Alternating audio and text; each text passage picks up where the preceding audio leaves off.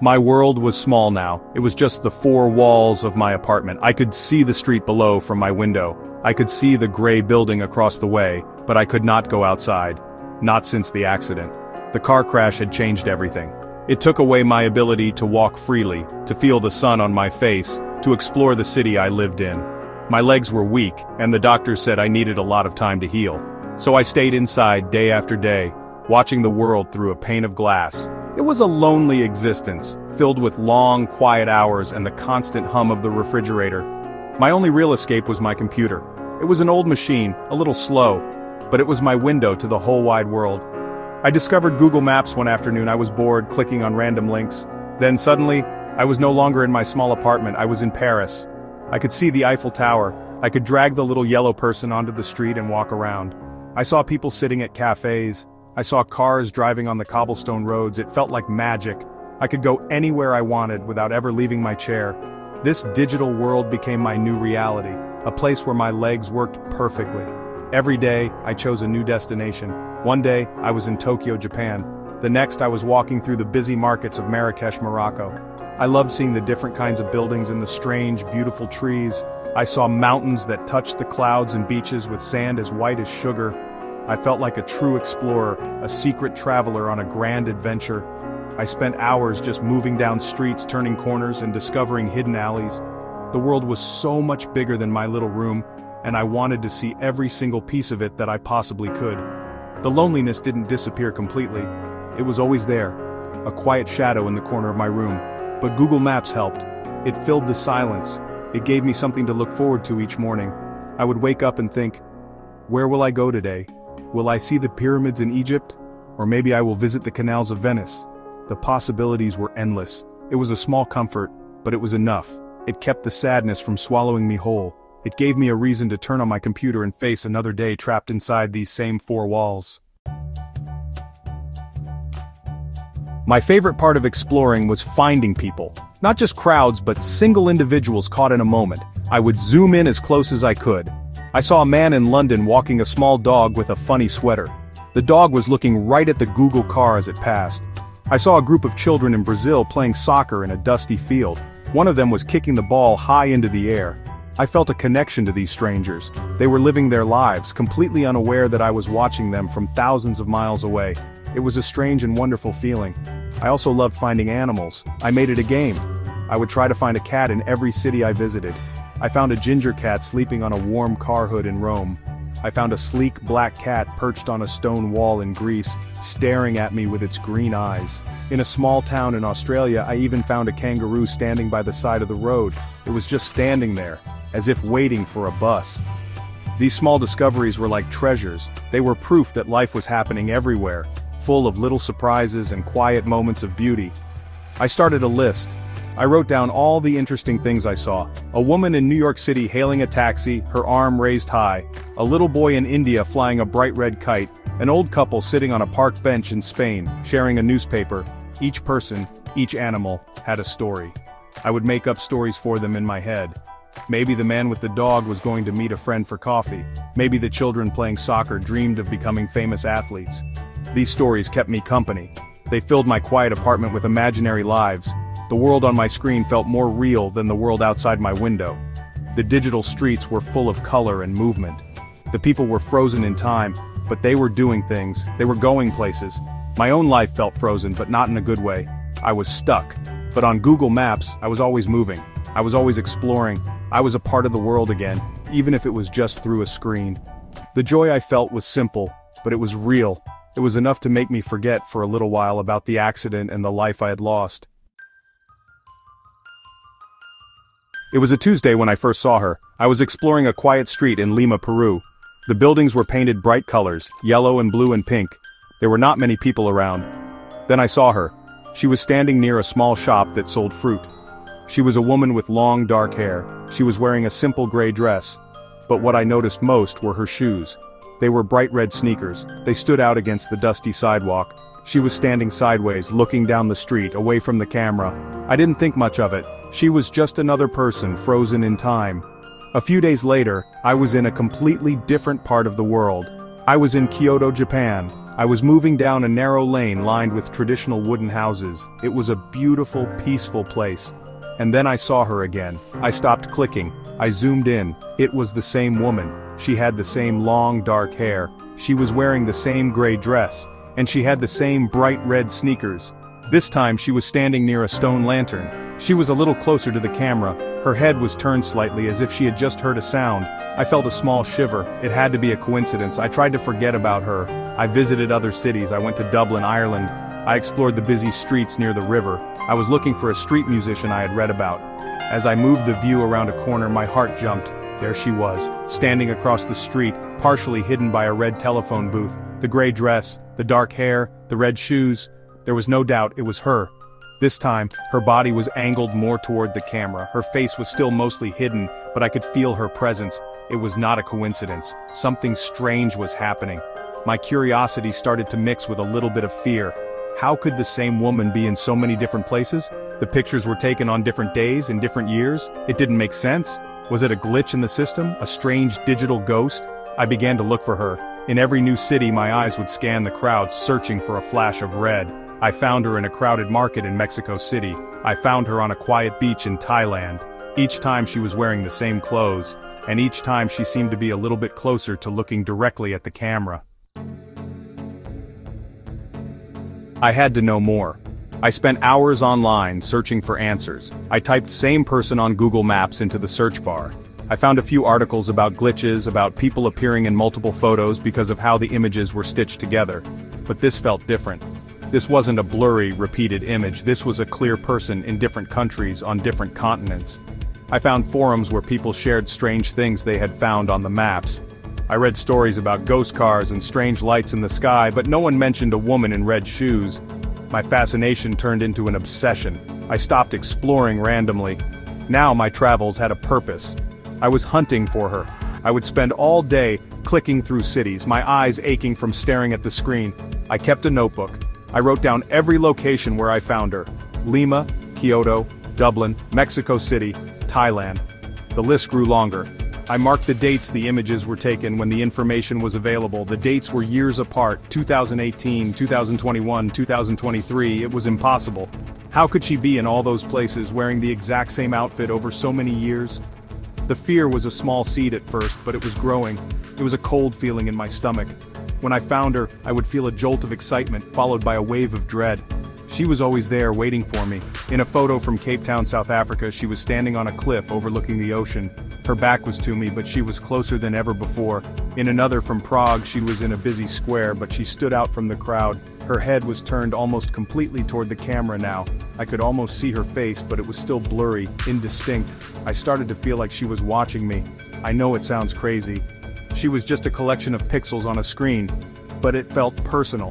It felt like she knew I was looking. It was as if she was leaving a trail for me to follow.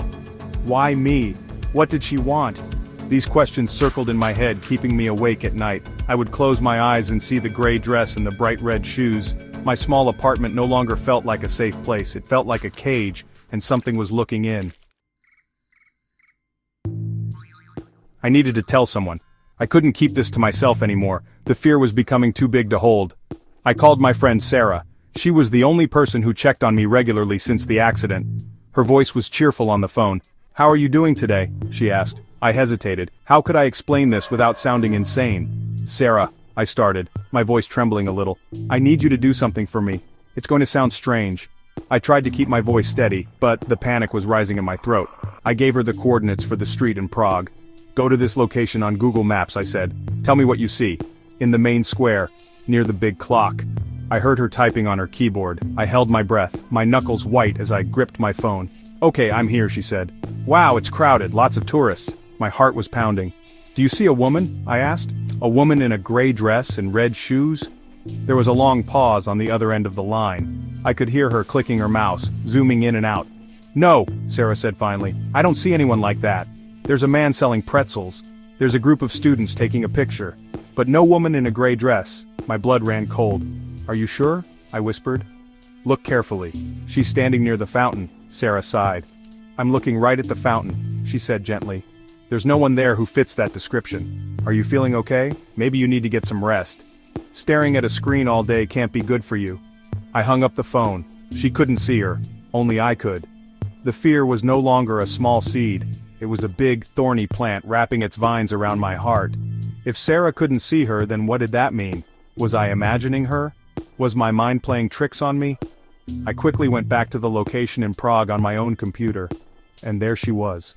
Clear as day. The gray dress, the red shoes, and this time she was looking right at me. Her face was no longer blurry. I could see her eyes. They were dark and empty. And she was smiling. It was not a friendly smile. It was a cold, knowing smile.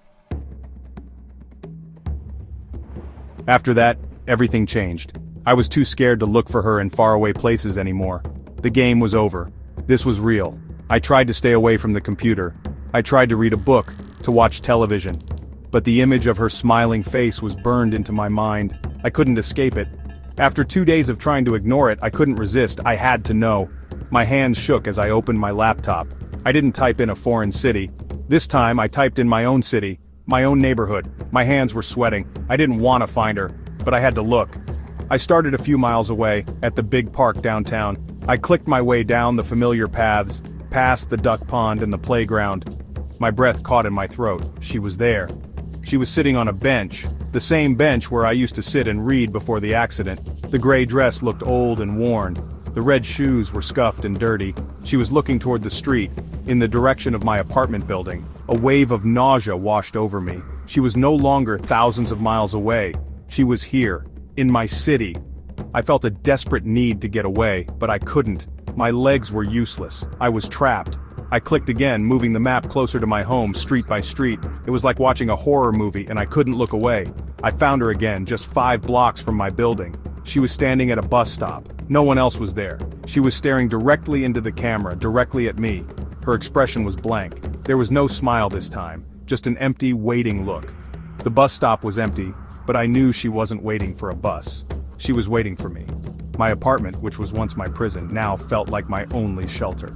I closed the blinds. I locked the door, even though it was the middle of the day. But I knew it wouldn't help. How do you lock a door against something that can travel through digital maps, something that only you can see? She wasn't just a glitch anymore. She was a hunter, and I was her prey. She had crossed oceans and continents. She had followed me home. The distance between us was shrinking, and I knew, with a certainty that chilled me to the bone, where I would find her next. I didn't want to look. I really didn't. Part of me screamed to shut the computer, to throw it against the wall, to never look at a map again. But another part of me, the part that needed to know, was stronger. My fear was a physical thing now. It was a weight on my chest that made it hard to breathe. My hands trembled so much that it was difficult to control the mouse. With a final shaky click, I dragged the little yellow person and dropped him on the street right in front of my apartment building. I closed my eyes for a second before I looked at the screen, and there she was. She was standing on the sidewalk, directly across the street. She was standing right where I would be if I looked out my real window. The image on the screen was a perfect mirror of the view I saw every single day. The same gray building, the same cracked pavement, the same lonely tree, and her, the woman in the gray dress and the dirty red shoes. She was no longer an image from years ago. The Google car must have passed by recently. This was now. This was real. She was so close I could almost count the buttons on her dress. Her face was perfectly clear. Every detail was sharp and terrifying. Her dark hair was messy, tangled by the wind. Her skin was pale, like someone who had not seen the sun in a very long time. Her eyes were fixed on my building. Not just on the building, but on my window. The 4th floor, second from the left. My window. She knew where I was. She had followed me all the way from Peru, from Japan, from all those other places. She had followed me home, and now she was standing right outside. My breath hitched in my throat. I couldn't scream. No sound would come out. I pushed my chair back from the desk, my heart hammering against my ribs like a trapped bird. I crept toward my real window, the one made of glass, not pixels. I was so scared of what I would see. I peeked through a small gap in the blinds. The street below was empty. There was no one there, just a few parked cars and the lonely tree. I felt a rush of relief so powerful it made me dizzy. She wasn't there, it was just the map. It was just a picture, a terrifying, impossible picture, but a picture nonetheless. I let out a long, shaky breath. I backed away from the window, my legs feeling weak. I stumbled back to my chair and stared at the computer screen. She was still there. In the picture, staring up at my window with those empty, knowing eyes. It was a picture. It wasn't real. I repeated it to myself over and over again. It's not real, it's not real, she isn't actually out there. Sarah couldn't see her, it's something in my head, the accident, the loneliness, the long days spent staring at a screen. It had all broken something inside my mind. That had to be the explanation. It was the only one that made any sense. I sat there for a long time just staring at her image. The sun began to set outside and my small apartment grew dark. I didn't turn on any lights, I just sat in the growing shadows, my computer screen the only source of light. The woman on the screen never moved. She just kept staring. I felt a strange sense of calm settle over me. The fear was still there, but it was exhausted. I was too tired to be scared anymore. I was just tired. Maybe Sarah was right. Maybe I just needed to rest. I decided I would shut down the computer and go to bed. I reached for the power button on the laptop. My finger hovered over it. I was ready to make her disappear, to end this nightmare. I would turn off the screen and she would be gone. I would sleep, and in the morning, everything would be better. The world would feel normal again. I took a deep breath, ready to press the button and reclaim my quiet, lonely life. It would be better than this. Anything would be better than this constant, gnawing fear. My finger started to press down on the button, to finally plunge the room into complete darkness. Then, I heard it. A sound that made my blood turn to ice. A sound that cut through the silence of my apartment. It was not a sound from my computer. It was a real sound. It was coming from my hallway. It was loud and sharp in the stillness of the evening. It was the sound of someone knocking on my front door. Knock, knock, knock. I froze, my finger still on the power button. I slowly turned my head from the screen to look at my door. My heart stopped. I wasn't imagining it. Someone was out there, and I knew with absolute certainty who it was.